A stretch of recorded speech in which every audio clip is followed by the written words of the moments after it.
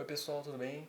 Sou o professor Marcelon, sou aluno de Direito e criei esse canal para te ajudar nas disciplinas de História do Brasil e História Geral. O nosso papo de hoje começa no século XIX. Mas espera aí, professor. O tema da aula é pré-história. Por que começa no século XIX? Pelo simples fato que foi nesse século que um barbudo, que vocês conhecem bastante, só que da biologia, publicou um livro chamado A Evolução das Espécies. Esse livro ele mostrava a teoria de que uma espécie vem de uma outra espécie menos evoluída. O tempo vai passando, a espécie vai evoluindo, formando uma nova espécie. Quando ele publicou esse livro, a comunidade científica naquela dada sociedade ficou intrigada porque eles não sabiam muito o que havia antes da história, antes da escrita. Tudo que nós sabíamos era referente a tudo aquilo que havíamos registrado, porque olha você, hoje nós estudamos história pelos livros de história, mas como a gente vai estudar a história de quem não escrevia, de quem não sabia escrever, de quem não usava essa técnica para perpetuar a sua história? Como eu disse, os cientistas intensificaram o seu estudo. Então, esses cientistas disseram que o período antes da escrita é o período pré-histórico. A partir do momento que o ser humano desenvolveu a escrita, começou-se a história. O que vamos estudar hoje é o período antes da escrita. Sabendo disso, nós vamos falar de 3 territórios, onde hoje é a Tanzânia, a Etiópia e o Quênia. Muitos milhares de anos atrás, estavam andando sobre aquelas terras o Australopithecus, que é um ancestral muito antigo da nossa espécie, o Homo sapiens. Depois do Australopithecus veio o Homo habilis e, por último, o Homo erectus. Desde o Australopithecus até o homem moderno houve uma grande evolução. Vamos falar lá do período pré-histórico. O hominídeo, ele com o tempo foi começando a aprender a usar as mãos como um instrumento de trabalho. Depois o cérebro foi evoluindo. À medida que o cérebro ia evoluindo, a capacidade de raciocínio também. Com a capacidade de raciocínio aumentando, eles poderiam pensar em construir novas ferramentas, ferramentas melhores, para assim eles conseguirem desfrutar dos recursos que eles precisarem. Daí começa o primeiro período, a Idade da Pedra Lascada, ou período paleolítico, que vai do ano 2.700.000 até o ano 10.000 a.C.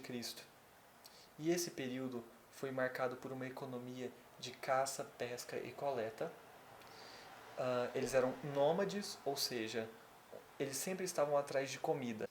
A sociedade naquele momento já começou uma divisão do trabalho, em que homens cuidavam de parte das tarefas, as mulheres cuidavam de outras partes, as crianças e idosos ajudavam as mulheres. Não existia hierarquia naquele momento, por enquanto, apenas a divisão do trabalho. E após isso, o homem foi evoluindo, evoluindo, até o momento que ele conseguiu manusear a agricultura, começou a domesticar animais, isso por volta do ano 10.000 a.C. E esse período de agricultura e pastoreio fora chamado de Revolução Agrícola, ou Revolução do Neolítico. No ano 10.000 a.C., começou-se então o novo período, o período da Idade da Pedra Polida, ou período Neolítico, de 10.000 a 5.000 a.C. Esse período foi marcado por uma economia de agricultura e pastoreio, como eu já disse algumas vezes. Foi marcada também por uma sociedade que agora deixou de sempre fugir e começou agora a se estabelecer num dado território e começou a construir uma grande tribo. As tribos começaram a crescer e aí a população, por estar vivendo mais, entre aspas, tranquilamente, começou a crescer também. Com o aumento da produção, inevitável, eles iam precisar de utensílios de armazenamento. E como eu vou colocar na foto agora, essa cerâmica era utilizada para armazenar o excedente alimentício deles.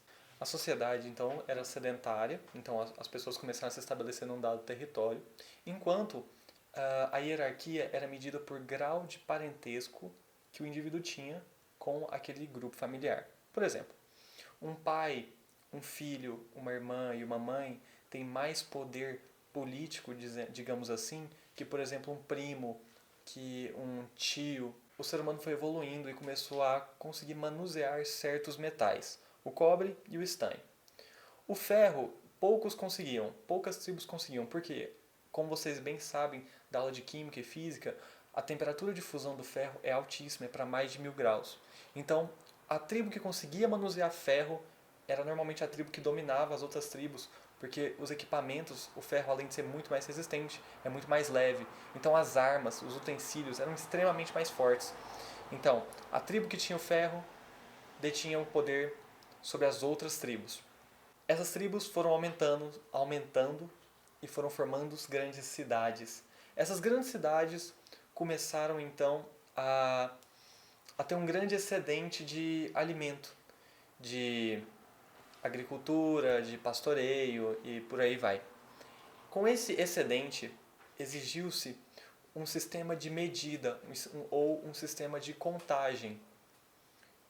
Então, esse sistema de contagem e de medida foi evoluindo até tornar-se a escrita por volta de 4000 a.C., com os sumérios.